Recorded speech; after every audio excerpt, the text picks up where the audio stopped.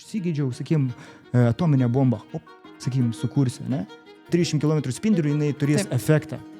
Tu nei prisidėjai, nei turėjai kažką bendro su manim taip toliau. Man pasakyk, nukentėsi ar ne. Tai kaip čia išeina tada? Ar Dievas suklydo, ar kažkas yra daugiau už to? Kodėl šėtonas turėjo pasirinkimą? Mums nereikia, kad vadovautų ir mes galim patys būti šventi ir gyventi be jokių čia tironiškų to įstatymo. Jeigu būtų priežastis blogį atsirasti, vadinasi, Dievas padarė klaidą. Kodėl jis nenori, kad žmonės linksmintųsi? Myli, ne? Kodėl Dievas negali tiesiog paimti ir susidoroti su juo? Tada jis gal ne visagalis. Ačiū tu Dieve už dovaną, bet aš gyvensiu vis tiek, kaip aš noriu.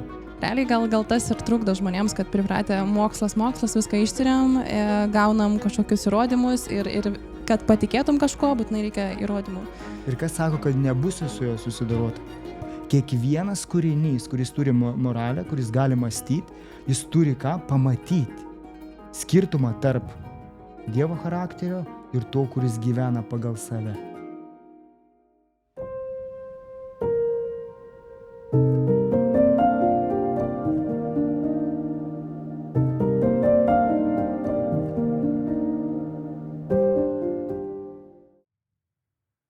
Sveiki visi, grįžtame vėl su naujais neatsakytais klausimais. Jeigu žiūrite pirmą kartą, tai aš esu Simona, su manim dar turėtų būti Grace, bet tai šiandieną jinai negalėjo sudalyvauti. Tai šiais podcastais mes siekime atsakyti į žmonėms kylančius neatsakytus klausimus. Jeigu turit kažkokių klausimų, drąsiai rašykite į komentarus, galbūt pavyks mums juos atsakyti. Ir šiandieną judame su tema blogio kilmė įvykiai danguje ir turime svečią Vaidą. Labas, Vaidai. Labas, Simona. Kaip laikais? Ačiū, puikiai. Pasiruošęs? Sakykim. Gerai, tai mėgsti serialus? Mėgau kažkada. O dabar jau nebe? Spėjau, kad irgi mėgstu, bet aš jų nebežiūriu. Bet žodžiu, žinai, kas yra serialas. Taip. Tai gerai, tai pirmiausia norėčiau kad nukreiptume akis į tokį serialą Liuciferis. Pati nesu jo mačius, bet supratau esmę ir tiesiog norėčiau dabar turbūt tau paskaityti apie tą serialą, kad suprasim, kas ten vyksta. Tai čia paimtas dalis straipsnio iš Kauno žinios portalo. Tai gerai paskaitysiu. Seriale pasakojama apie tikrąjį Dievo angelą vardu Liuciferis rytinė žvaigždė. Ištremta iš rojaus ir atsidūrusi pragaro karalystėje. Ten jis tūnojo tūkstančius, o gal milijonus metų, kol nusprendė atkeliauti į žemę. Iš viso pasaulio didmiesčių jis pasirinko Los Andželą, kur sutiko detektyvę buvusią paauglių serialo žvaigždę Chloe. Chloe dirba Los Andželo policijos departamente, kur tyria įvairias žmogžudysčių bylas. Liuciferis, naudodamas savo galiomis priversti žmonės pasakyti savo slapčiausius troškimus, padeda jai tirti mįslingus nužudymus. Taip jis tampa Los Andželo policijos departamento konsultantu ir tuo pačiu mėgaujasi naudodamas savo galias prieš nusidėjėlius ir priverčia juos kalbėti tiesą viešai. Tuo pačiu metu jis visiškai neslėpia, jog yra pragaro karalystės valdovas, tačiau juo netiki beveik niekas. Ar pastebi kažką ne taip? Kažkas užkliūna, nežinau. Jeigu žiūrint į Bibliją. Pagal šventą raštą, jeigu žiūrint, jeigu pagal žiūrint, nes čia, pavyzdžiui, tai susidarius tokia, kaip pasakyti, kaip kultūrai pripažįsta, kas jis toks yra ir taip toliau. Nes pirmas dalykas iš karto, tai rytinė žvaigždė. Iš Dievo žodžio mes žinom, kad ryto aušros sūnus jis yra. Jis nėra rytinė žvaigždė. Ta rytinė žvaigždė tai yra Jėzus Kristus. Tai va čia iš karto jau iš tikrųjų melas, jeigu taip žiūrint iš Dievo žodžio. Paskui sako, jisai atsidūrusi pragaro karalystėje. Šiaip nekalba apie jokį pragarą, nes pragaras Biblijoje tai yra kapas. Taip, tai jis paprasčiausiai buvo išmestas iš dangaus karalystės. Taip. Tai iš tikrųjų net nerašo, kas tai yra. Tai va, tai čia vėl... Gerai, aš tada užbėgsiu tau už akių ir tiesiog paklausiu, kas yra Liuciferis, jeigu vadovaujantis Biblija. Nes čia vis tiek numatos, kad tie pavadinimai paimti iš Biblijos. Tai jeigu mes pažiūrėsim realiai, kas yra Biblija parašyta, tai kas yra Liuciferis? Liuciferis pirmiausia tai yra šviesos nešėjas, jo vardas tai reiškia. Jis buvo dengintis kerubas, tai yra dengė Dievo sostą. Taip, jisai buvo tobulas kūrinys, Dievas sukūrė, taip, išmintingiausia būtybė, kokia buvo tik sukurta. Tai va, jisai nėra tas, kuris daugeliu mano, kad jis yra su raudonos spalvos, su didžiuliais ožio ragais ir ten uodega, ten su tuo tokia iškarpyta. Tai čia didžiulė apgaulė, nes Dievo žodė jisai yra būtent gražiausia būtybė, kokia buvo, ir išmintingiausia, ir arčiausiai Dievo. Taip, tai va. Jo, iš tikrųjų, dažnai kažkaip įsivaizduojama, kad Liuciferis šėtonas yra taip pat atrodo ir labai baisiai. Gerai, turim mes dar tokį individą šėtoną. Tai jis jau tikrai nuvaizduojamas irgi su ta uodega ir viso kitu. Ar tai yra tas pats individas, Liuciferis ir šėtonas? Nes, kažkaip dabar čia Liuciferis pavadintas tarsi tuo, kuris blogiukas yra ir pragare, taip toliau, tai... Tai Liuciferis ir šėtonas yra tas pats asmuo. Tik tais Liuciferis jis buvo vadinamas iki nuopuolio. Ką tai reiškia? Kada jisai sukilo prieš Dievo įstatymą, prieš patį Dievą. Ir taip tapo, kaip pasakyti, melagiu, kerštautojų, kaltintojų. Būtent šėtonas reiškia brolio kaltintojas. Jis pradėjo kaltinti Dievą, kad jis yra tironas ir taip toliau, kad jo įstatymas nėra teisingas. Ir visa taip. Taip, kad tas pats, tik tais jisai pakeitė, kaip pasakyti, pasikeitė. Tai yra, buvo tobula būtybė, kaip sakant, be jokios nedorybės. Taip, bet jis pasirinko ir tapo, kaip ir mes. Augdami mes galim ugdyti savo charakterį ir keistis. Tas pats kaip krikščionių gimimas iš naujo. Tai yra, senas aš miršta, atsiranda naujas. Tai kažkas panašaus. Tik tai čia atgalinis variantas. Ok. Tai tada tu teigi, kad pradžioj Liuciferis, sakykim, tas angelas, buvo tobulas kūrinys. Taip. Ir vadinosi Liuciferiu. Vėliau jis nupuolė, tapo šėtonu. Taip? Taip. Gerai, tai gaunasi, kad Dievas sukūrė tobulą kūrinį, ne? Taip.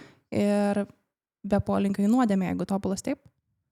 Tai be polinkio į nuodėmę, bet su galimybė rinktis.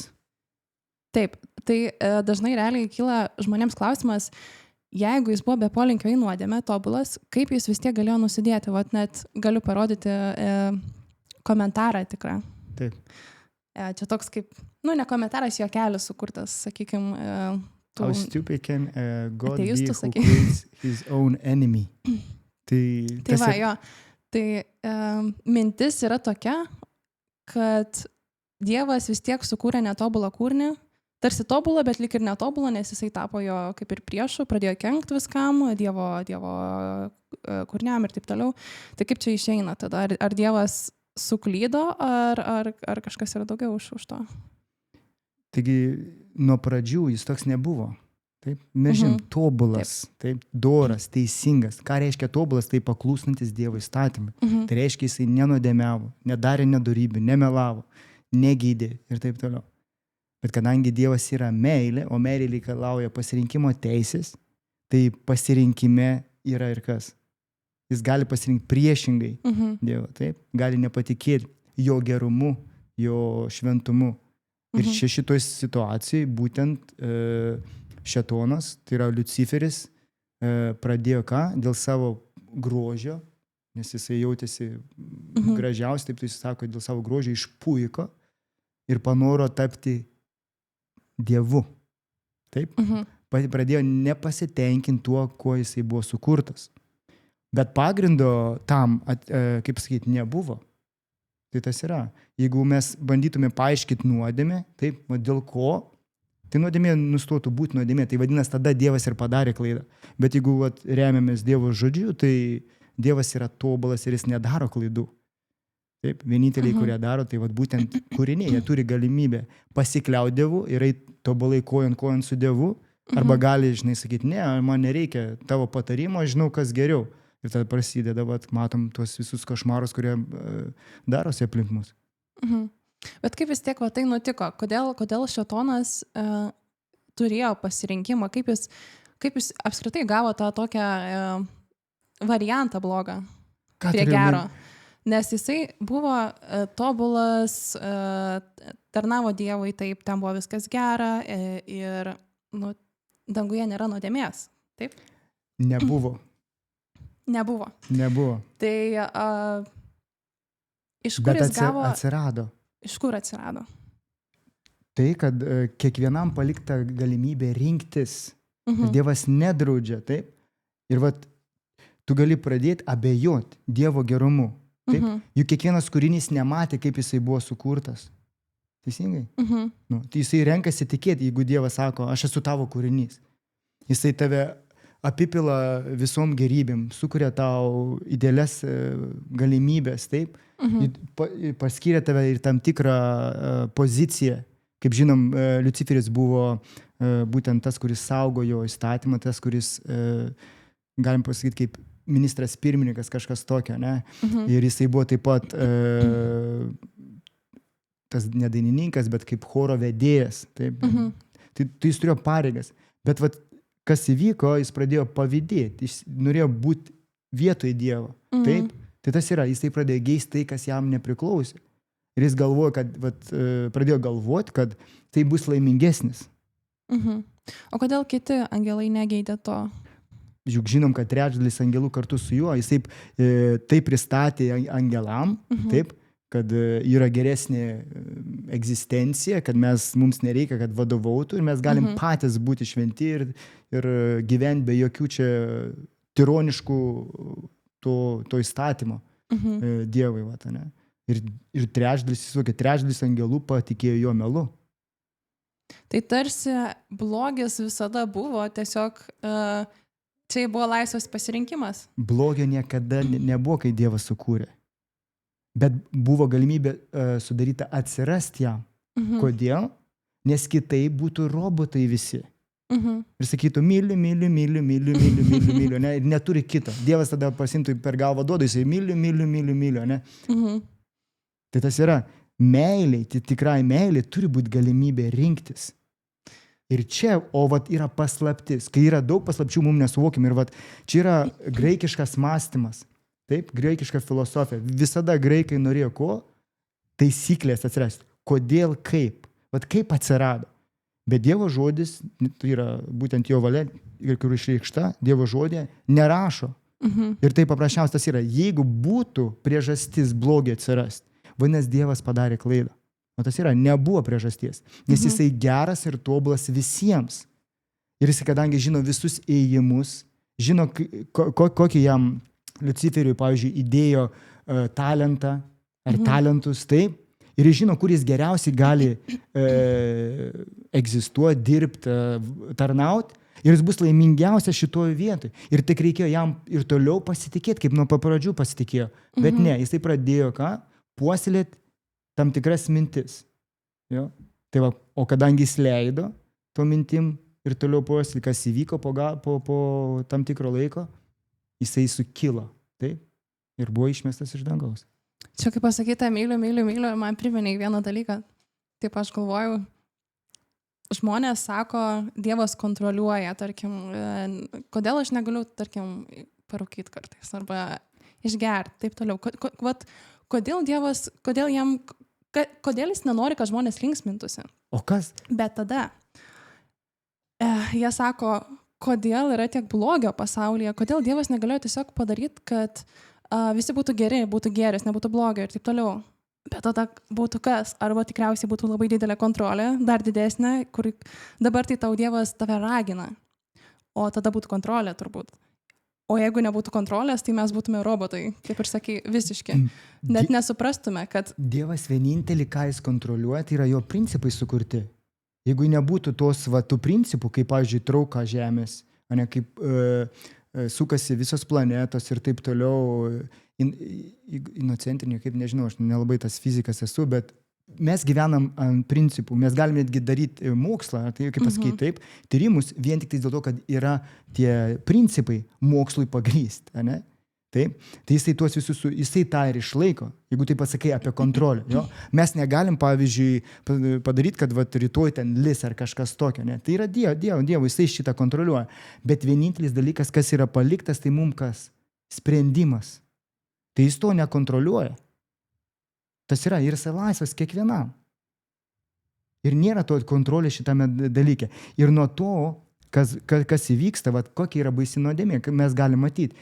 Netgi tau pasirinkus blogą dalyką, aš galiu būti įtakotas. Taip? Net neprisidės. Tas yra, kaip jinai veikia, kokia baisi iš tos pusės. Bet pasirinkimas kiekvienam yra duotas. Taip, kad kontrolės tame nėra. Jisai nėra tas control freak, kaip daugelis galvoja. Jis yra mylintis Dievą. Jisai pasakė, sako Vaidai, ne, Simono, aš tave sukūriau taip gyventi. Tokiu būdu, tokį maistą valgyti. Taip? Vyras ir žmona, tik tai, sakykime, vienas vyras, viena žmona. Jeigu nori būti laimingas. Bet kas vyksta? Jeigu jis kontroliuotų, tai ar būtų galimybė tada turėti kitokią poziciją, kitokį atvejį? Nebūtų, tada būtų kontrolė. Bet kadangi jisai nekontroliuoja, tas yra mūsų pačių tuose pasirinkimuose.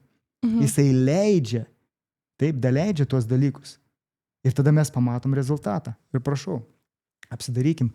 Krikščionių šeimose nieko nesiskiria, 46% porų skiriasi. Man atrodo, ten 0 kažkiek, ten 47 ar 46 irgi to pasaulio. Taip, kad, taip, kad,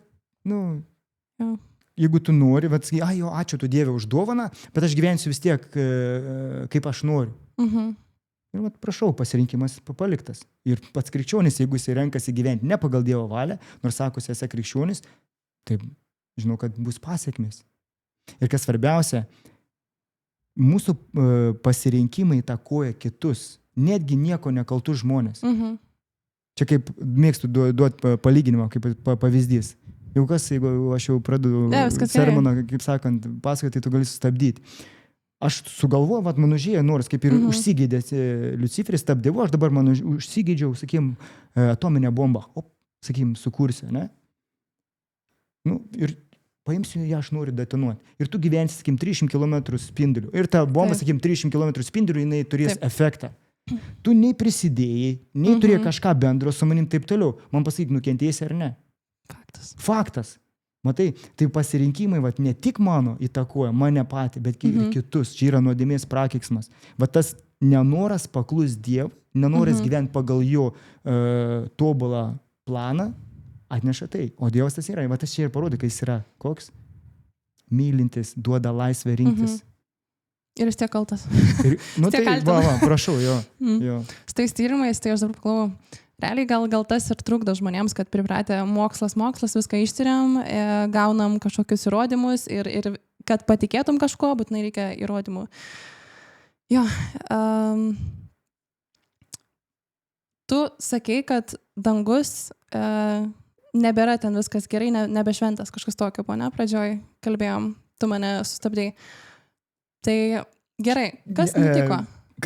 Kad sakyt, čia tame laikotarpį, kada vis dar buvo Liuciferis dangui. Taip? Tai dangaus tvarka, harmonija buvo kas? Sutrikdyta.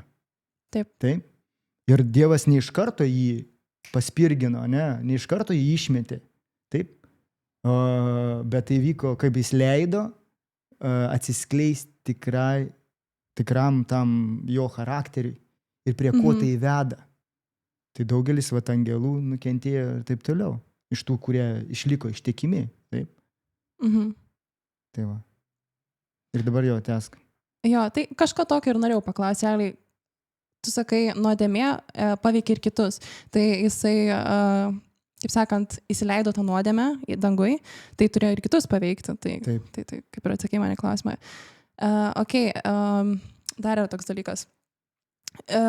Žmonės yra skatinami atgailauti, raginami, sako, Dievas atleis, jis atleidžiantis ir taip toliau. Kodėl negali būti tas pats su šėtonu? Kodėl jis, pavyzdžiui, negalėtų ateiti pas Dievą, išlieti širdį, gailėtis dėl visko ir sakyti, atleis man Dieve, ar galiu pas tave sugrįžti?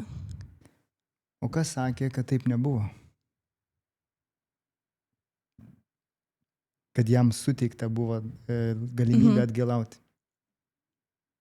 Nes iš Dievo žodžio labai aiškiai žinom. Na, žmonės nežino. Tai va, reikėtų nueiti į Dievo žodį ir paskaityti. Taip? Tai Dievo žodį labai aiškiai yra pasakyta. Viešpats visada toks pat, jisai nesikeičia. Jėzus Kristus toks pat vakar, šiandien ir per amžius. Taip? Ir ten Petro laiške, 2 Petro laiške, jeigu neklystu, 3 skyriui, 9 eilutė tikriausiai, rašo, kad viešpats nenori, kad nei vienas, kad žūtų, bet kad kaip atgailautų ir atsiverstų. Tai jeigu jis nesikeičia, vadinasi, jis buvo per amžius toks, vadinasi, galimybė atgailauti buvo ir šėtonui. Bet lygiai taip pat, kaip mes žinom, kad taip, ieškojo su ašarom Ezavas, taip pat atgailavo Egipto faraonas, taip pat ir Judas. Bet mes žinom, kad jie visi, kas? Nebus dangaus karalystėje. Taip? Kodėl? Todėl, kad jų atgaila buvo kokia? Nenuoširdi. Tai va tas yra, tai ką mes matom, tai yra vadinamas šventosios dvasios, kaip čia, piktžodžiavimas šventai dvasiai. Taip? Tai yra, tu tik atgailauji dėl to, kad tu praradai kažką gero, bet ne dėl to, kad tu iš tikrųjų suvoki, kad tai, ką tu padarei, yra blogai, kad tai skaudina tavo artimą, tave patį ar patį Dievą. Tai va, ką mes suprantam, nėra tiesiogiai parašyta, bet iš to, kad ką mums pavyzdžiai parodyti Biblijai, taip, mes tą patį taikom būtent Liuciferiu. Jam buvo duota atgailauti, bet pasirinko ne. Jis pasirinko užkietinti, kaip ir Hebrajam 8 skyriui, jis sako, neužkietinkit, ne? Kad neleiskit nuodėmės klastai, kad užkietintų jūsų. Tai ką jisai puoselėjo, jis puoselėjo ir toliau. Ir neliko nieko kito. Nenorėjo sugrįžti. Būtent. Norėjo sugrįžti, aš tikiu, kai kiekvienas, žiūrėkit, tas yra, tas faraonas nenorėjo, kad visos tos negandos išliktų. Taip? Ką jisai pripažino, oi, melskis Mozė už mane, viešpačio prašyk atleidimo. Per baimę, iš baimės. Jo, tik tais dėl to, kad prarado tą gerovę. Taip. Tai daugelis iš mūsų taip, ir vaikai, pavyzdžiui, ne?